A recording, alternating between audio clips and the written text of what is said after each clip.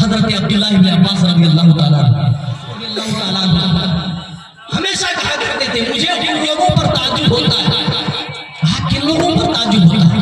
कहा उन लोगों पर जिनके होश व हवास बाकी रहते हैं मरते वक्त, फिर भी बता कर नहीं जाते कि मौत के बाद कौन कौन से मराहिल होते हैं, या मौत की सख्तियों में किन किन घड़ियों से दो चार होना पड़ता है, ये बता कर नहीं जाते जब अपने होश व हवास में बाकी रहते हैं। हजरत अब्दुल्लाह इब्न अब्बास कहते हैं, जब वो खुद मौत के आगोश में गए तो मैंने उनकी ये बात याद दिलाई, अमर इब्न आस रज़ियल्लाहु ताला अन्हु, आप तो कहा करते थे मुझे उन लोगों पर ताज्जुब होता है जो अपनी मौत के वक्त होश में होते हैं, अपने हवास पर कायम होते हैं, फिर भी बता कर नहीं जाते कि मौत के वक्त कैसी तकलीफ होती है, मौत की क्या शिद्दत होती है, मौत की सख्ती किस कदर होती है। एक लंबी और ठंडी सांस ली हजरत अमर इब्न आस ने, और ऐ लोगों मैं तुम्हें बता दूं ये अमर इब्न आस कौन है, ये मिस्र के गवर्नर हैं। हजरत उमर फारूक रज़ियल्लाहु ताला अन्हु ने अपनी दौरे खिलाफत में हजरत उमर को वहां का खलीफा, वहां का अमीर बनाया था मिस्र का, जिनके टापों से बड़े बड़े ममालिक, जिनके घोड़ों के टापों से बड़े बड़े ममालिक फतह हुए, वो अमर इब्न आस दहलीज पर खड़े और कह रहे हैं वल्लाह मौत की सख्ती काबिल जिक्र नहीं है, कोई बता नहीं सकता है कि मौत की सख्ती किस कदर है। कहा आप ही तो कहा करते थे, बताओ। लंबी और ठंडी सांस ली और कहने लगे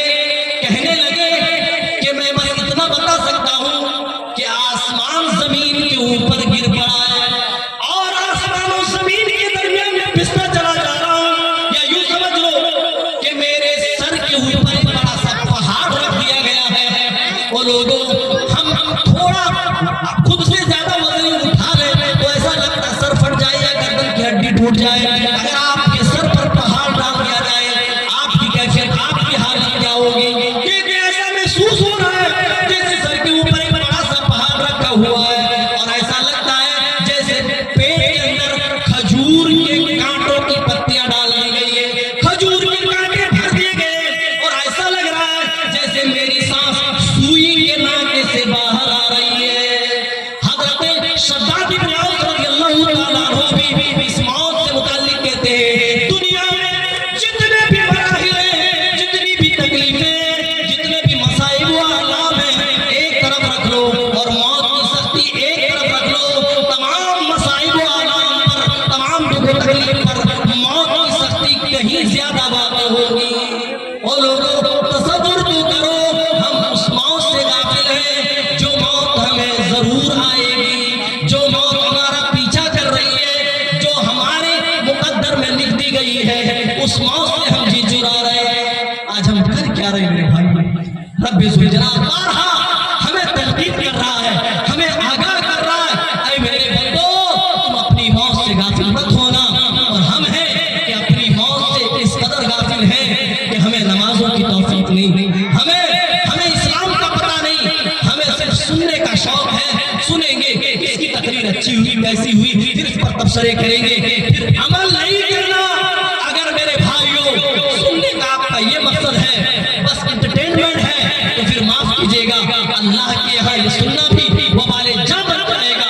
लेकिन अगर आप इस नियत से आए हैं कि हम कुरान और हदीस की बातें सुनेंगे, यौम आखिरत की बातें सुनेंगे, ईमान और ईमान की बातें सुनेंगे, और सुनकर अपने दिल की दुनिया बदलेंगे, तो यकीन जाने आपका बैठना, आपका सुनना, आपका यहाँ आना, सारी चीजें अजर पे दाखिल होगी और अल्लाह ताला इसके जरिए से अजर सवाब देगा। वक्त नहीं है, इसीलिए मैं रब ताला से दुआ करता हूँ कि बारे अल्लाह हम तमाम पर मौत की सख्ती आसान फरमा। अल्लाह हमें इस दुनिया में अपनी मौत को याद करने की तौफीक इनायत फरमा। अल्लाह जब तक तुझमें दुनिया में जिंदा रख ईमान और इस्लाम के साथ, अल्लाह